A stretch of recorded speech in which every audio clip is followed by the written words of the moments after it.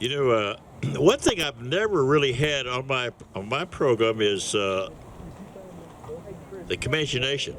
We come as Quanah Parker, but my Bobby over here is going to come up and tell us about the Comanche Nation.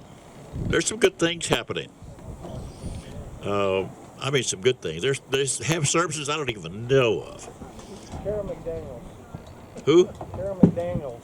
Kara McDaniels? Yeah. I don't know her. Yeah. Kara McDaniels. Yeah, I'm pretty sure that was her name. Yeah, okay.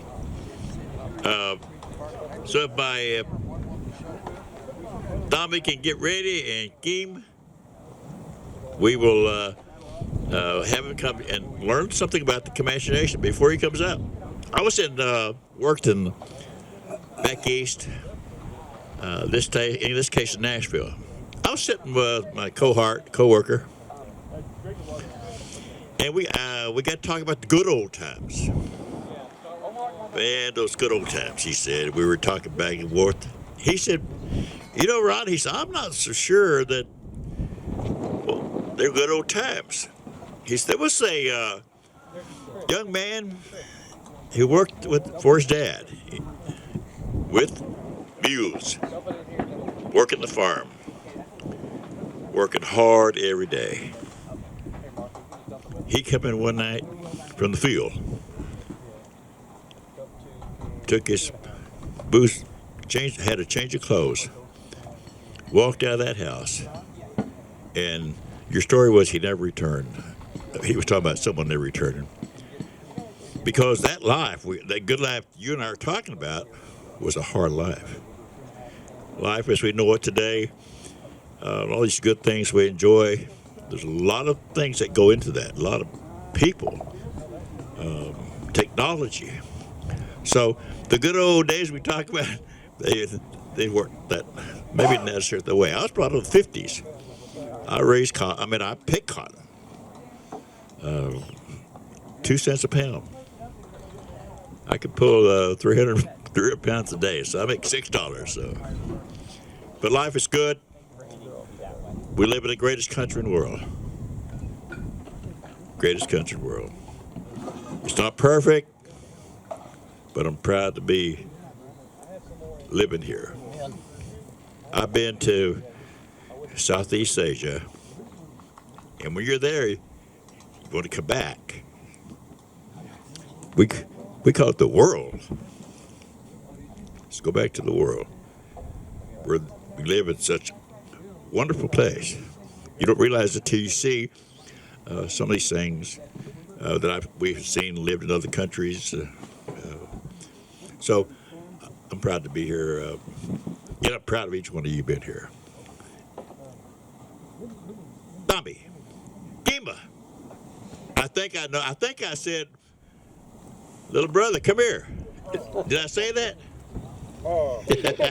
He's been good Comanche, pretty good Comanche. He's educated. He comes from OSU. Man, he's Mr. OSU next to Randy. Going over to get you. Daniels, not McDaniels. I'm not a Mike Gundy fan. What? I said I'm not a Mike Gundy fan. All right, we'll get along really well then.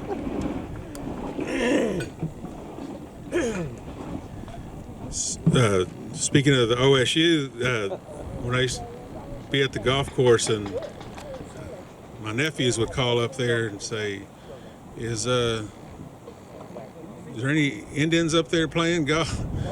They said, "Yeah, there's several of them." I said, "Well, what about one with a braid?" And they said, "Well, there's some of them have braids, so there's several of them."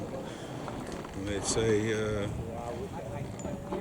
"Well, what about the orange guy?" And they say, "Yeah, he's here. He's here." Yeah, that was me. I always wore orange shirts when I go golf. But,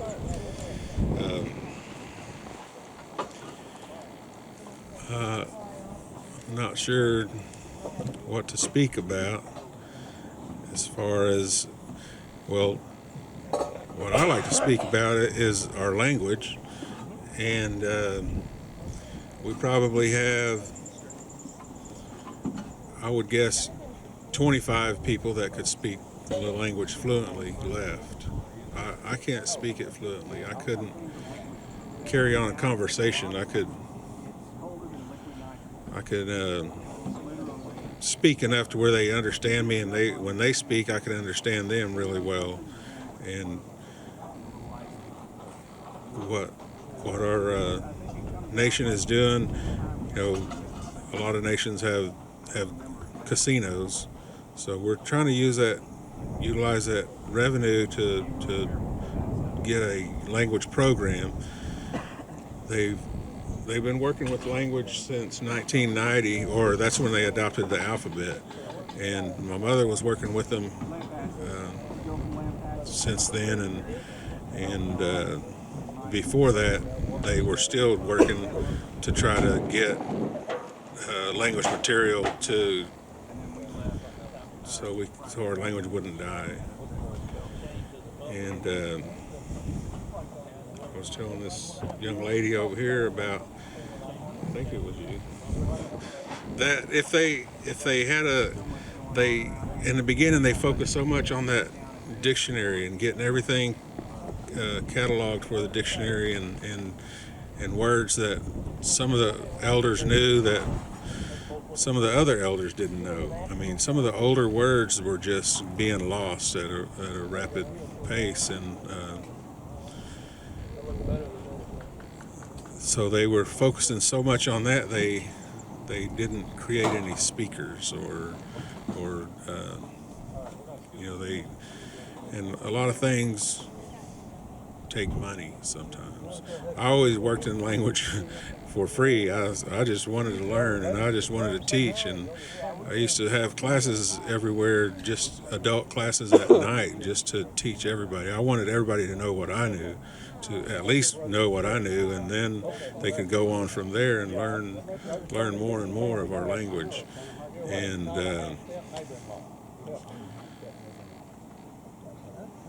then a job opening came up here to teach at a high school, and they said I was the first one they thought of to call. And I was like, me? I don't think I could teach in a high school. I was probably not the best student, but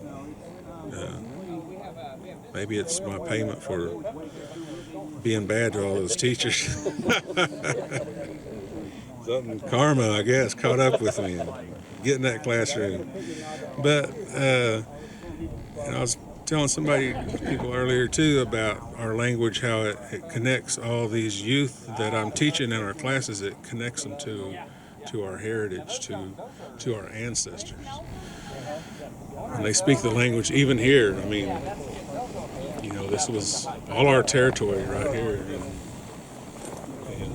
to speak our language right here, our ancestors are here.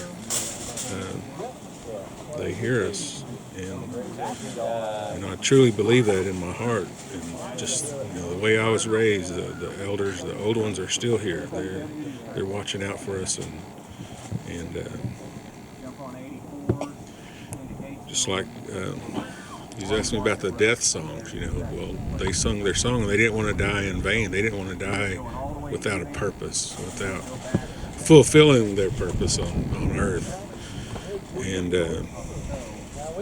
so they would throw that in their death song, that they wouldn't, they hope they died with a purpose and served that purpose for their people, because the warriors were all about the whole tribe. They weren't about just protecting their family, but they wanted to protect everybody's family. And that's how I feel with the language. I really, our kids, and one of Ronnie's grandsons is in my class, and he's changed a lot.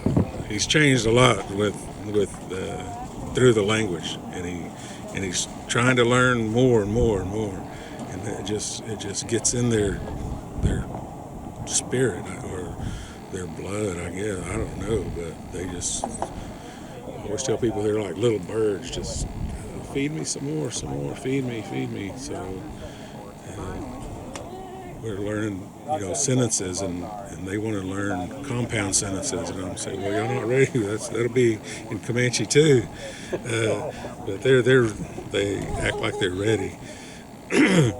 We came down. I brought my class to Holiday for the tree ceremony, the marker tree ceremony they had a couple of weeks ago, 2 or 3 weeks ago, and that really touched them to know that.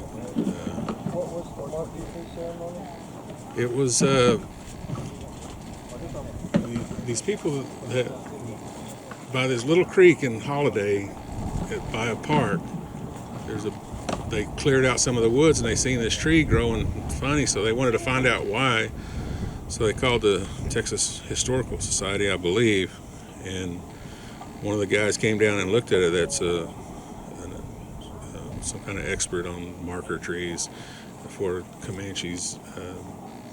They would tie a tree down, a small tree, and then through the years, then they would use that for direction to point in your way to Austin or wherever. And that one was pointing toward like Paladuro or somewhere. And that's what I said. It may be pointing toward Paladuro. And some of the older guys there were saying they grew up playing on that creek and they never even realized that tree was there or what it was for or why it was growing like it was. And so that was a pretty good day over there, and I took him on a field trip, and I said we was going home, and they wanted to stop and eat. Of course, we was going to stop and eat, but they said let's go to a restaurant. Or I said no, we'll just get a hamburger or something.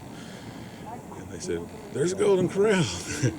And I said, well, if we go in there, y'all gonna have to namadek one to talk Comanche at the table. Y'all know everything about eating and what all goes along with your spoon, fork, knife, plate, everything, meat, bread, everything that goes along with eating. So they did. They would say, no motsamo na ut, a napkin. Give me a napkin na ut. Tutakamaya, the black pepper, and onavi, the salt, and pass the salt, and just different things. And I was really proud of them that day. And it's just the more I learn, the more I'm able to teach, and and they're starving for it. That I think it was like a wildfire with these kids, these young youth that are native. They're wanting that now with the effects of electronic devices. They see other people looking at tribal videos and tribal dances and making videos, rap videos, and with the bustles on and dancing and rapping, and they like that, and so they want to learn more about their culture and their language, and I wish we had. That's what we're going to do with that department that I was talking about. We're going to try to develop more teachers, and before all the fluent speakers are gone. It's just we're at a state of emergency, actually. If we had started doing that back then, and building curriculum, and then we'd probably have a lot of fluent speakers right now. But they were focusing on, getting the dictionary together and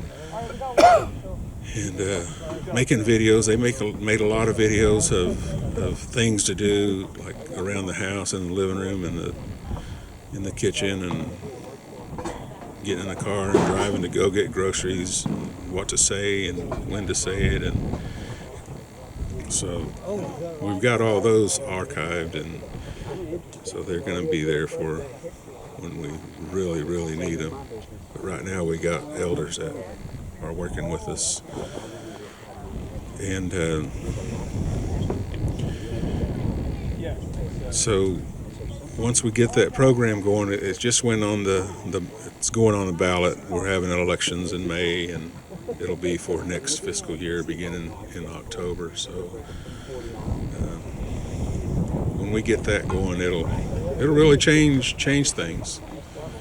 I think it's going to be monumental in getting our language back for everyone. And I think I like coming here. I'm glad you invited me. My wife wanted to come, but I have 3 of my brother's little kids, and we have them right now, and they're learning a lot of Comanche. They're learning a lot at the house because my wife and me, we text in Comanche and speak as much as we can to each other, and speak to them kids as much as we can, and so they're learning too. So she wanted to come, and she said it's probably going to be a really good thing. You probably need to go, because I didn't know, I didn't want to come without her. She said, no, just go. You'll be glad you went. It's on the Peace River. I mean, the Comanches, had names for all of these rivers and everywhere down here. And the ties with Texas and Comanches is there.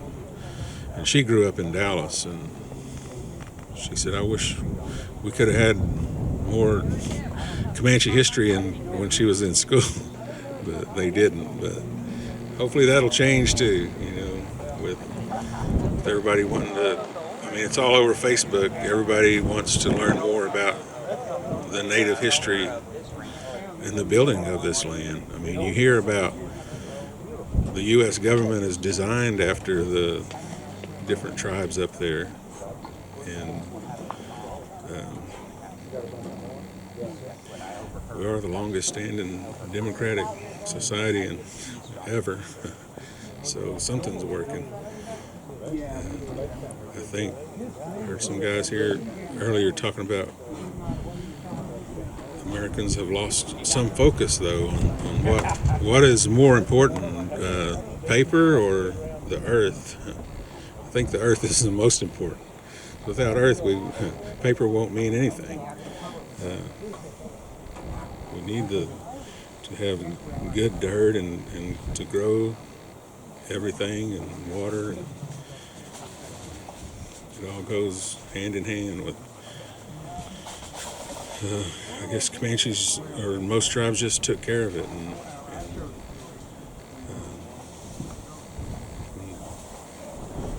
the Europeans came over here, and it was a vast land, and I just can't imagine what it looked like. I mean, just aching for a plow, I guess. And it has served really well, and it can still, but we need to take care of it. We really do. I don't want to get on that soapbox today, but as far as the Comanche Nation, they're going to be here. They're going to be here forever, I think. I was telling the people in Holiday, I said, before y'all leave, y'all going to learn one Comanche word at least. I can't go anywhere without teaching somebody at least one Comanche word. So I told them, ha. I said, repeat after me, ha. And I said, that means yes. I said, so there was a group of Comanches there. I said, so if any of these Comanches ask you anything at all, you respond, ha, no matter what it was. But anyway, I'd just like to thank y'all for listening to me and allowing me to be a part of this.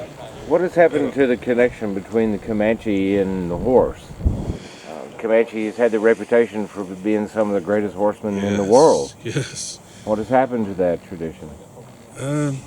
Cities, maybe. They still do races, the bareback races? They Still the bareback races? Not so much. I grew up, in Cache. Seemed like when I was a kid, everybody had horses. And to that, I rode horses up to my teenage years, and I had never been in a saddle. Still haven't been in a saddle. So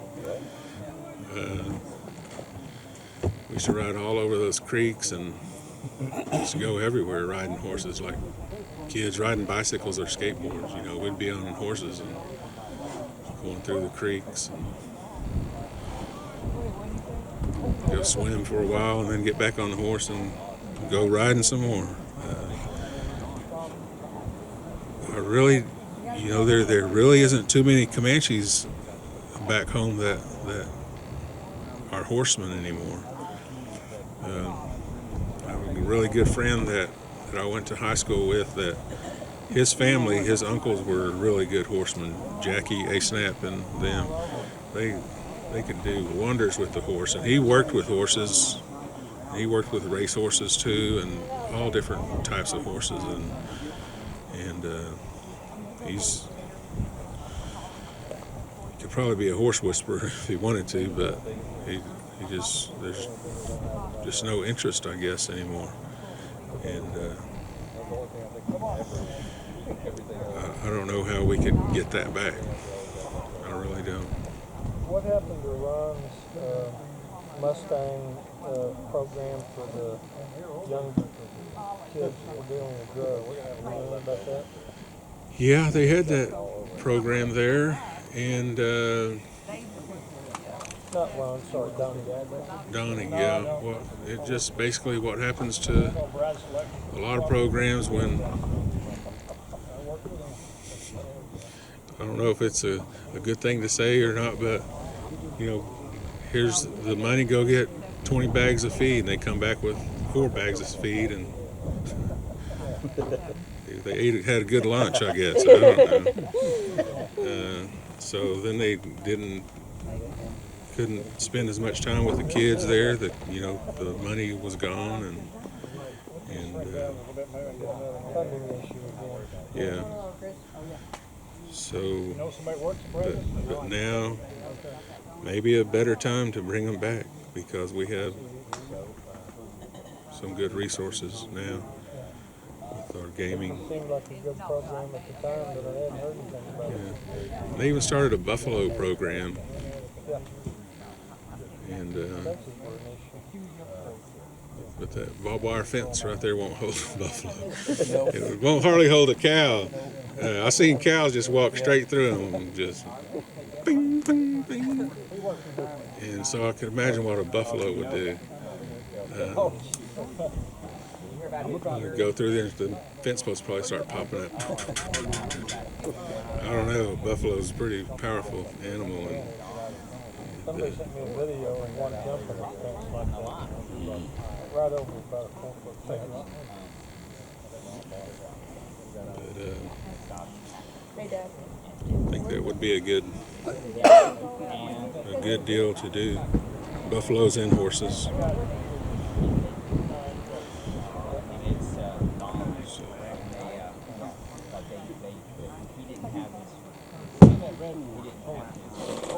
And with the language, I think it'll go hand in hand. And like I said, the kids are just different when they know their language. They really, really are. I've seen so much change in kids through school. I was telling them earlier, I had parents call me, "What are you doing to my child?" I'm like, "Oh no, here we go. Which one? What's his?" "Oh, it's nothing bad. They help out more at the house, and they say yes ma'am and no ma'am." "Are you teaching them to say yes ma'am?" I said, no, I'm not. It's just the languages. It teaches them respect for everything. So that's about all I got for right now.